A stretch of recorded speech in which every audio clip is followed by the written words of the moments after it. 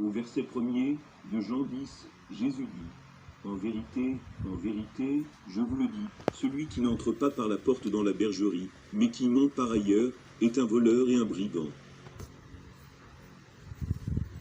Jésus parle des gens qui proposent un moyen d'aller à Dieu, autrement que par lui. Lui, Jésus, qui a affirmé être la vérité, le chemin et la vie, et qui l'a confirmé en ressuscitant d'entre les morts. Jésus dit que si vous essayez d'atteindre Dieu par un autre moyen, vous êtes un voleur et un brigand. L'un des signes les plus évidents démontrant que Mohammed était un faux prophète est la variété de moyens qu'il a proposés à ses disciples pour atteindre Dieu. Jetons un œil rapide à 5 des moyens que Mohammed a proposé d'aller à Dieu. Il y en a beaucoup plus. De manière générale, à chaque fois que Mohammed voulait obtenir quelque chose de la part de ses disciples, à chaque fois qu'il voulait que ses adeptes fassent quelque chose, il disait juste: laissez-moi faire ceci ou cela pour vous, ou faites ceci ou cela pour moi, et le paradis vous sera garanti. Il tombait dans le panneau à chaque fois. Laissez-moi vous donner 5 exemples. Premièrement, le paradis vous est garanti si Mohammed a sucé votre langue. Musnad 16245 dit que Mohammed a sucé la langue et les lèvres de petits garçons, et Mohammed a expliqué pourquoi. Il garantit que s'il suçait la langue ou les lèvres de ces garçons, leur langue ou leurs lèvres ne souffriraient jamais du feu de l'enfer. Mohammed affirmait donc que s'il suçait la langue ou les lèvres de ce garçon irait au paradis. Deuxièmement, le paradis vous est garanti si vous mémorisez une liste de noms. Sahih al-Bukhari 7392, rapporté par Abu Huraira, le messager d'Allah a dit: Allah a 99 noms, 100 moins un. Et celui qui les compte tous par cœur entrera au paradis. Compter quelque chose signifie les connaître par cœur. Juste apprendre des noms par cœur, tellement facile.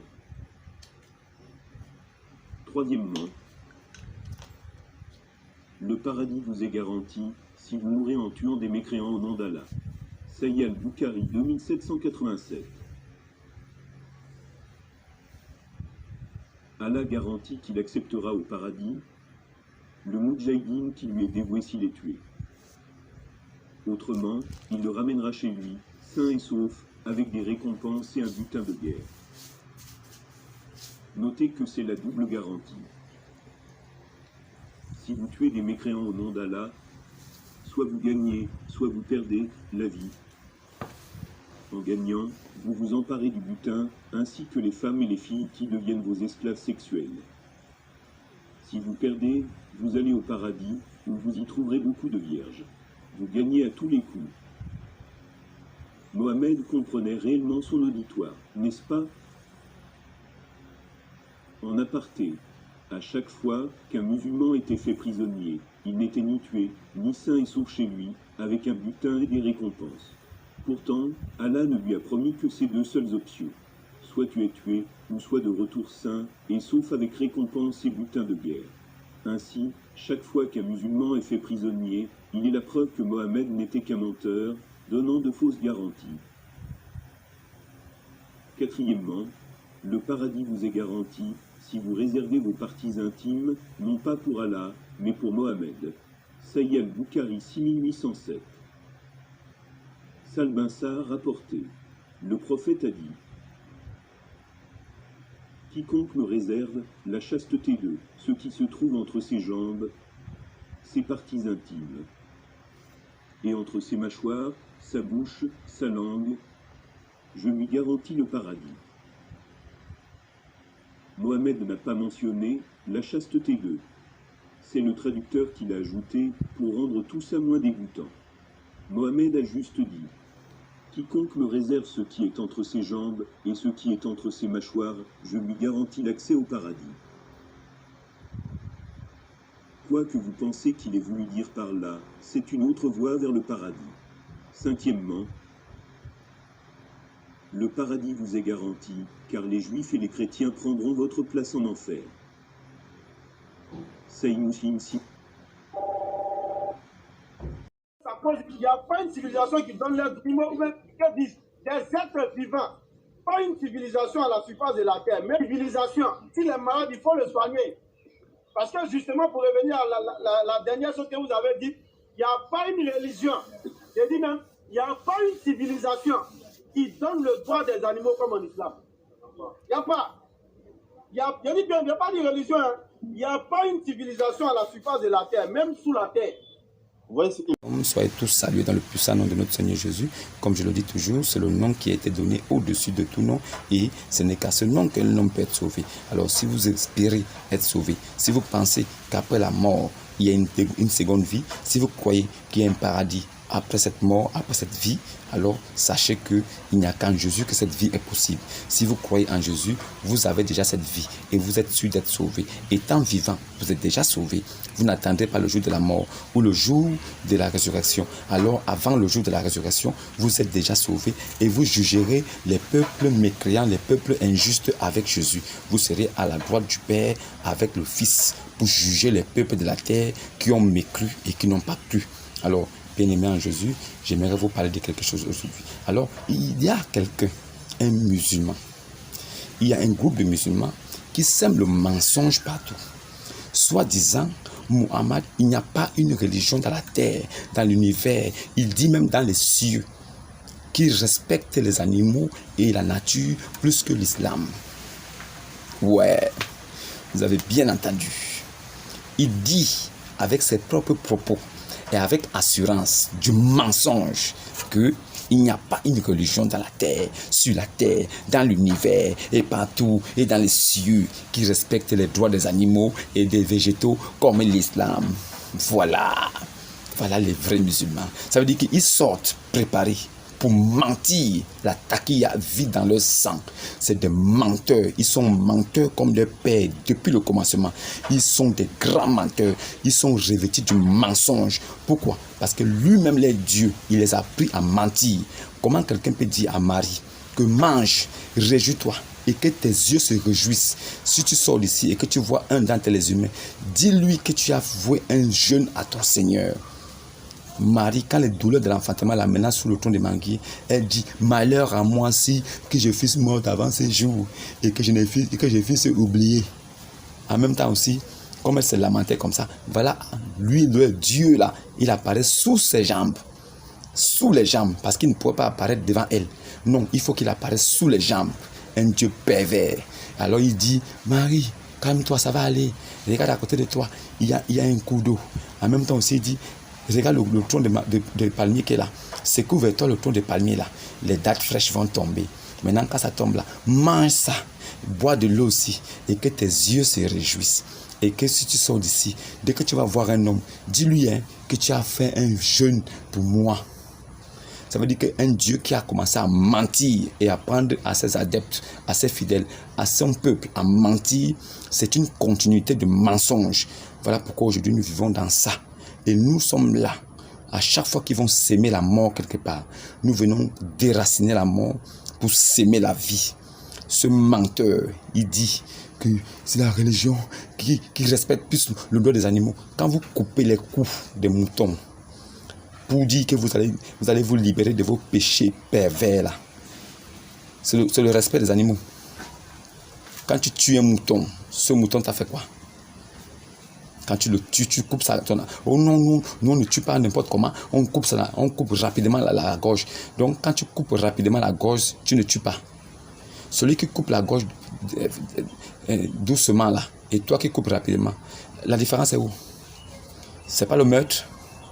Quand vous tuez des animaux là, c'est pas le meurtre. Ah bon? Donc c'est pas le meurtre. Non, ah d'accord, oui, c'est un meurtre doux, un meurtre d'amour. En fait, vous commettez le meurtre d'amour. Par respect pour les animaux, vous les tuez avec passion et amour. Vous êtes un vrai, ça veut dire vous êtes des anges de Satan vraiment venus sur la terre. Si un homme n'a pas peur d'un musulman, c'est que la terre même là ne peut pas lui faire peur. Un musulman, un arabe, un vrai arabe blanc musulman, c'est Satan lui-même qui est là. Maintenant, les petits noirs là qui ont épousé cette religion ne connaissant rien, ils ont épousé une religion là où même le prophète de cette religion a dit que les noirs comme eux, peau noire, ils ont été créés pour un enfer. Voilà pourquoi lui-même, il n'aimait pas les animaux de couleur noire. Même le chien noir, il n'aimait pas. Il a dit à ses adeptes que ceux qui tuent les animaux noirs, tout ce qui est noir là, Allah allait garantir une récompense. Quelqu'un comme ça, un musulman d'hier, un petit musulman d'hier, il arrive, il dit non, il n'y a pas une religion, il n'y a pas un peuple, il n'y a pas, même au ciel, qui respecte le droit des animaux, comme le droit des végétaux, comme l'islam, comme le prophète. Le prophète lui-même, il n'avait jamais fait. Le prophète lui-même, mon frère, je vais te lire les livres. Je vais te lire tout de suite les livres de vos savants musulmans qui ont rapporté tous les événements de tout ce qui sont passés. Là où on voit bien clairement que votre prophète, il ne respectait rien. Il tuait des animaux. Il vous a même promis des récompenses au paradis si vous tuez même le zéko. Le zéko, c'est comme l'animal, le petit lézard là. Voilà, le zéko là. Il y a autre chose, la salamandre, qu'il faut tuer ces animaux. Quelqu'un qui respecte la nature, il respecte le droit des animaux. Dieu a créé les animaux sur la terre, mais lui vient, il vous demande de les tuer. Les animaux là, vous en faites quoi? Que vous en faites ces animaux que votre soi-disant prophète demande de tuer? Il vous en fait quoi? Et toi, tu viens te mettre devant les gens en public pour dire qu'il n'y a pas une religion dans le monde qui respecte plus le droit des animaux que manger. Même Satan est étonné quand il te voit parler. Maudit. Maudit. Vous allez suivre le frère le roi. Il va vous décortiquer ça clairement. Vous allez voir avec l'œil de la certitude que si vous ne comprenez pas ce qu'on vous dit, vous êtes perdu. Les musulmans mentent comme ils respirent. Je n'ai jamais vu un peuple menteur comme ça. Même des grands, vous les voyez bien habillés avec des lunettes. Ils mentent. Comment un bâtard comme ça peut se mettre devant les gens pour dire qu'il n'y a pas une religion dans le monde. Il dit même dans les cieux. Regarde le blasphème d'un mortel comme ça. De la puanteur de la mort. Un vivant comme ça qui sent la mort. Il dit même dans les cieux qu'il respecte le droit des animaux. Et il fait ça pour plaire. Il pense que dans l'éloquence, il va plaire aux gens, il va attirer les gens. Mais non, monsieur, tout ce que vous allez dire maintenant, nous, on va les reprendre et on va exposer la vérité devant les gens. On prendra dans Saïd al-Bukhari, dans vos livres authentiques qui sont Saïd. On prendra dans la Sunna, dans le Saïd Muslim. On prendra partout, là où elle dit quelque chose qui concerne votre prophète, ce qu'il a fait et ce qu'il a dit, pour vous exposer ici. Et quand les gens verront, ils verront clair. Nous ne parlons pas seulement avec la bouche, mais nous avons des appuis sur lesquels on vous peut. Alors le roi lui détaille avec le Saïd Muslim, il détaille tout ce qui est dit dans le Saïd al-Bukhari. Tout ce qui est donné comme information. Alors le roi détaille. J'ai préféré lui laisser faire parce que ça aurait été inutile que moi je le fasse aussi. Donc je préférais mettre ce que lui a déjà fait. Puisque c'est la même chose. Si lui il parle, c'est comme si c'était moi qui parlais. Alors pour ne pas perdre du temps inutilement, j'ai préféré mettre ça là pour que vous compreniez et que vous sachiez que faites attention à ces gars. Ce sont des menteurs. Ils vous trompent. Ils disent que non, entrez au paradis avec vos épouses. Qui vous a dit qu'on rentre au paradis avec son épouse? Qui vous a dit ça?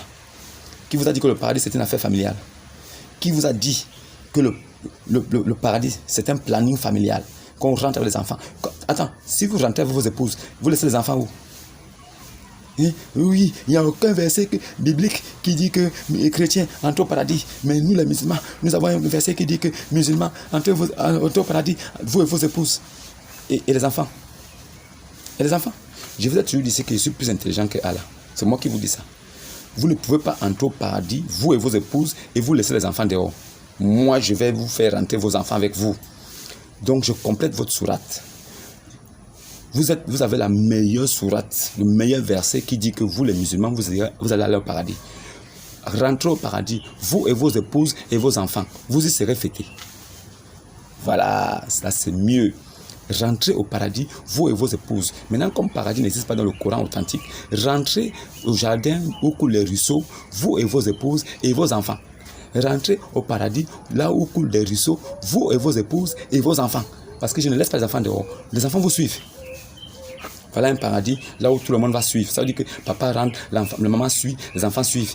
Quel qu'en soit ce qu'ils ont fait, quelles qu'en soient leurs croyances, qu'ils ont mécru ou pas, ils sont sûrs qu'ils vont rentrer avec madame et les enfants. C'est la seule religion au monde, là où les djinns, démons, ont entendu la parole. Et ils ont dit, waouh, quelle lecture merveilleuse. En même temps, paf, Ils sont devenus musulmans. Les voilà maintenant des démons qui sont musulmans, des musulmans qui sont démons, des djinns musulmans. Ils iront au paradis aussi. Eux aussi, ils auront une longue verge. Eux aussi, ils auront des longs trucs, les longs bangalas. Ils auront aussi des 72 yuris. C'est-à-dire que pendant qu'un homme sera en train de taper ici sa yurie, lui aussi, un démon sera à côté ici en train de taper aussi sa démoniaque. Voilà le meilleur paradis islamique. Et vous suivez les choses comme ça. Un conte de fées. Ne vous réveillez pas. Ne vous réveillez pas. Hein. Ne vous réveillez pas. Suivez ces gens-là, ces bâtards-là, qui viennent mentir. Mohammed ne respectait rien. Et c'est lui-même qui est soi-disant l'apôtre de votre Allah. Il n'a rien respecté sur la terre. C'est vous qui allez respecter. Vous passez votre temps à mentir. Heureusement que le roi existe. Heureusement que moi j'existe. Thierry le russophone existe. Heureusement que Gédéon de la Tchouva existe. On va vous dénoncer jusqu'à la dernière minute. Vous ne vous en sortirez pas. Heureusement que Christian Prince existe. On va vous dénoncer. On va vous dénoncer jusqu'à vos derniers retranchements. Nous dirons toujours la vérité. Nous allons exposer ce que vous voulez mentir. Et ne ratez pas la prochaine vidéo, là où je parlerai de la Kaaba. La Kaaba? Non, pas la Kaaba. La Kaaba, on en a déjà parlé.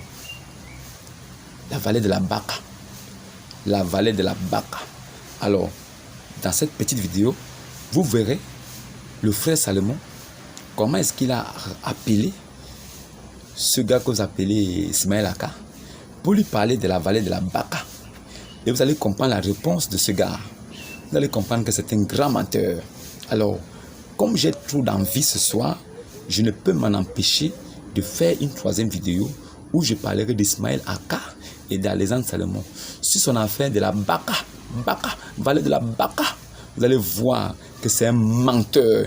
Il finit d'exposer ses bêtises, il dépose dans les réseaux sociaux. C'est-à-dire il dépose une bombe dans les réseaux sociaux et il attend que ça explose. Il va se cacher là-dedans. Maintenant, quand il est confronté à la vérité, face à un vrai chrétien, vous allez voir sa réponse. C'est un malheureux.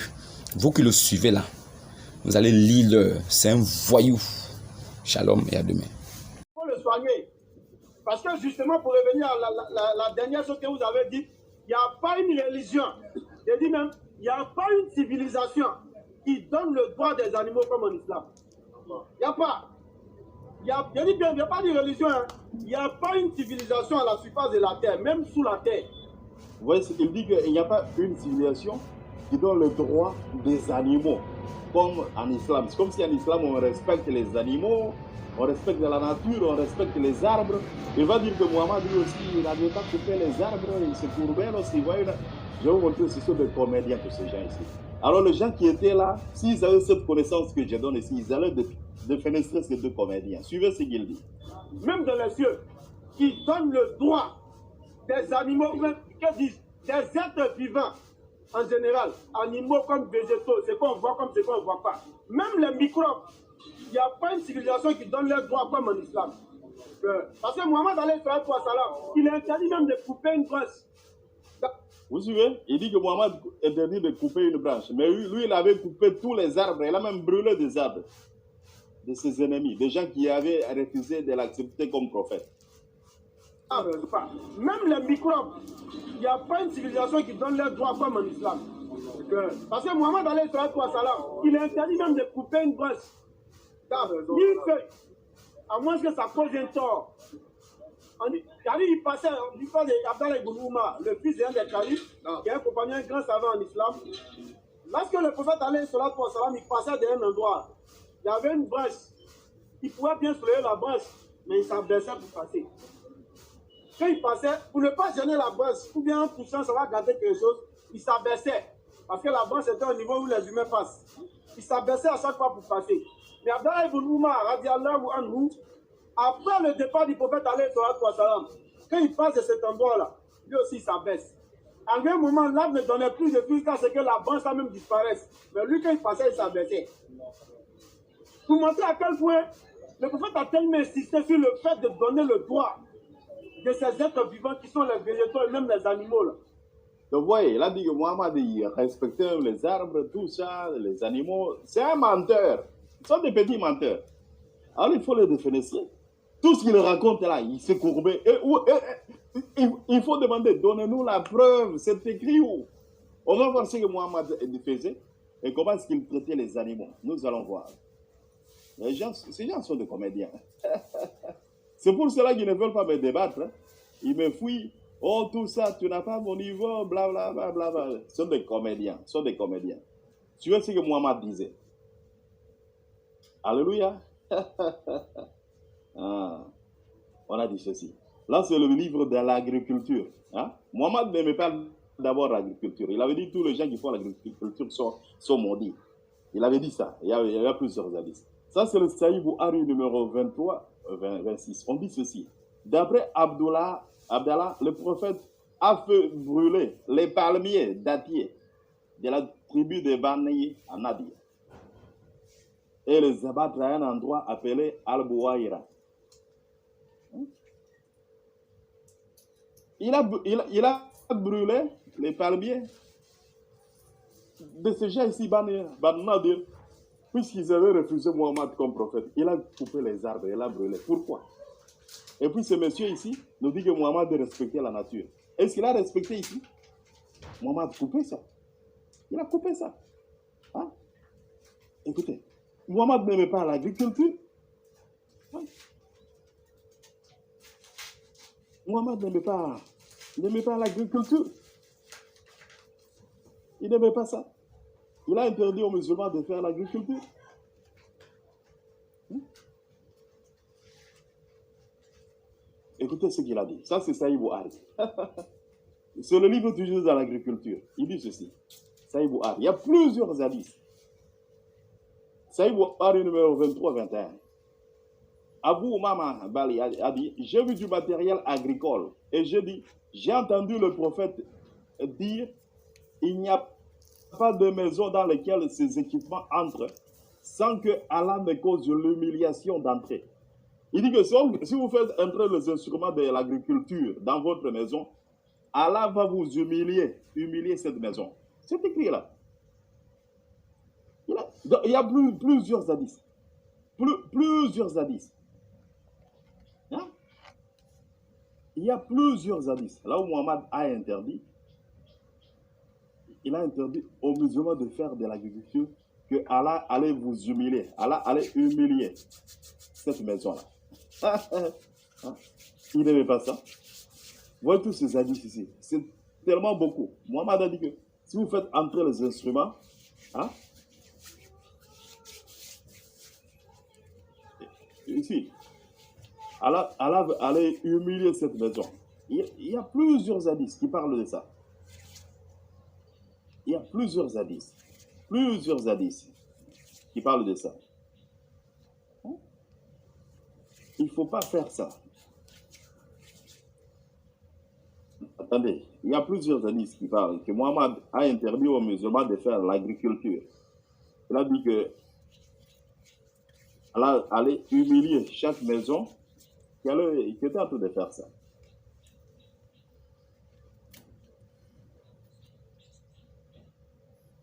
Il a dit ça dans plusieurs endroits. Là, c'est un autre hadith. Un autre hadith. Il y a plusieurs hadiths là où Muhammad avait parlé de ça. Où Muhammad respectait la nature, blablabla. C'est de la comédie, tout ça, que ces gens racontent. Mishkat al-Masabi, numéro 29-78. Abu Umama envoya un soc de charrues, hein, pour cultiver, et quelques instruments agricoles, a dit qu'il avait entendu le prophète dire, cela n'entrera dans la maison d'aucun peuple sans que Dieu y fasse entrer l'ignominie, la malédiction, la honte. Il dit que lorsque ces instruments entrent dans la maison, Allah va humilier cette maison-là. C'est écrit là, il y a plusieurs hadiths. Nous disons des histoires avec des preuves. Ok, on va continuer. Il dit que Muhammad, il respectait les animaux. Hein? Ça, c'est Sunan Abi Daoud, rapporté par Abu Huraira. Il dit que le prophète a dit, si quelqu'un tue un gecko, il faut tuer le gecko. Si tu vois un gecko, il faut le tuer. Gecko. Et puis si tu le tues une fois, il meurt. Allah va te récompenser beaucoup de bénédictions. Si tu le coupes, un coup, paf, il meurt. Maintenant, si tu le rates, la deuxième fois tu l'attrapes, tu le tues, Allah va un peu te récompenser.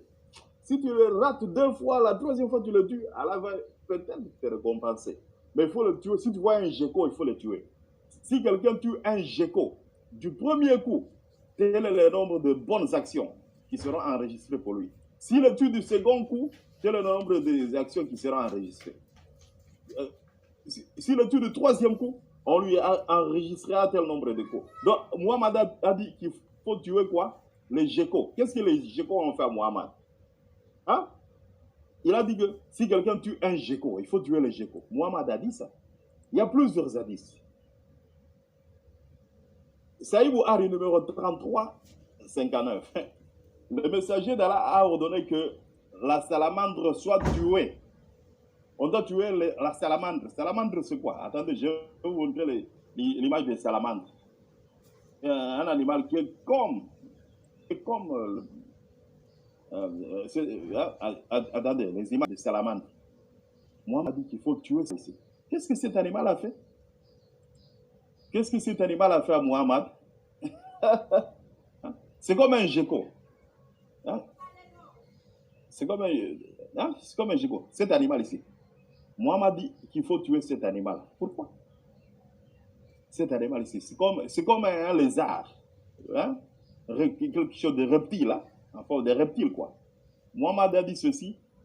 Muhammad, le messager d'Allah, a ordonné que la salamandre soit tuée. On doit la tuer. Et il a dit maintenant, écoutez maintenant la raison, il dit, c'est-à-dire la salamandre a soufflé le feu sur Abraham. Que lorsque Abraham fouillait, les animaux, ils soufflaient pour aider Abraham. Mais cet animal ici, la salamandre, lui a soufflé le feu, alors on doit tuer les salamandres. Pourquoi? La salamandre qui avait soufflé le feu sur Abraham, c'était un péché pour lui. Mais pourquoi punir les autres salamandres? Donc vous croyez aussi dans le péché original? Ça c'est la folie ou quoi? On doit tuer cet animal puisque l'animal était en train de souffler le feu sur Abraham. Ça c'est Saïd Bouhari.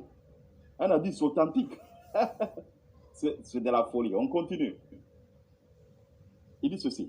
Jami al-Tirmidhi, numéro 338. Abu Dhar a raconté, le messager a dit, quand un homme accomplit la salat et qu'il n'y a rien devant lui comme le poteau d'une selle ou d'une selle de chameau, alors sa salat est coupée par le passage de quoi?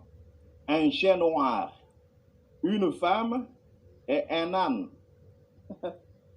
Même Aïcha avait dit, Mohamed maintenant nous compare aux chiens, aux ânes, tout ça.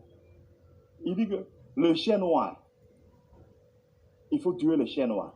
Alors, on a dit à Abu Dhar, quel est le problème avec le chien noir plutôt que le chien rouge ou le chien blanc? Il a dit, oh mon neveu, j'ai demandé la même question à Muhammad, le messager d'Allah, tout comme vous me l'avez demandé. Le messager d'Allah a dit quoi? Le chien noir est un Satan, un shaitan, un diable. Comment est-ce qu'un chien noir est devenu diable? Qu'est-ce que le chien noir a fait? Et il dit que Muhammad respectait les animaux, respectait les arbres, la comédie. On continue.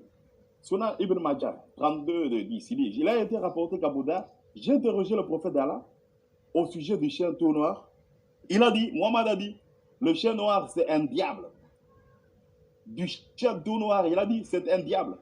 Sunan Ibn Majah, 32 10. Et Muhammad a respecté le... Qu'est-ce que le chien noir a fait? Un autre hadith. Jami al-Tirmidhi, numéro 1486. D'après Abdullah ibn Mukhafal, que le messager d'Allah a dit, si ce n'était que les chiens faisaient partie de notre nation, parmi les nations, alors j'ordonnerais qu'ils soient tous tués. Tuer tous les chiens. Muhammad a dit ça. Et puis il a précisé, alors tuer tous ceux qui sont noirs. Si tu vois un chien noir, il faut le tuer. D'après Muhammad. Pourquoi? Si tu vois un chien noir, il faut le tuer. Qu'est-ce que le chien noir a fait? Hein? Le chien noir, qu'est-ce qu'il a fait à Muhammad? Si tu vois un chien noir, Muhammad dit, il faut le tuer. Ça, c'est de la folie. L'autre a demandé, mais quelle est la différence? Qu'est-ce que le chien noir a fait? Hein? Le chien noir, qu'est-ce qu'il a fait pour le tuer? Muhammad a dit, alors tuez tous ceux qui sont noirs, les chiens noirs. Et il dit, Muhammad respectait les... Il a coupé les arbres. Même, c'est écrit même dans le Coran. Surat 59, verset 5, on dit ceci. Tout palmier que vous avez coupé, et que vous avez laissé debout sur ses racines. Là où il dit que Mohammed, lorsqu'il voyait un arbre, il se courbait pour passer devant un arbre. Mais il est parti couper les gens, les palmiers de ces gens ici. C'était avec la permission d'Allah, afin qu'il couvre ainsi d'ignominie le pervers. Ces gens ont refusé d'écouter Mohammed, alors il est parti couper les...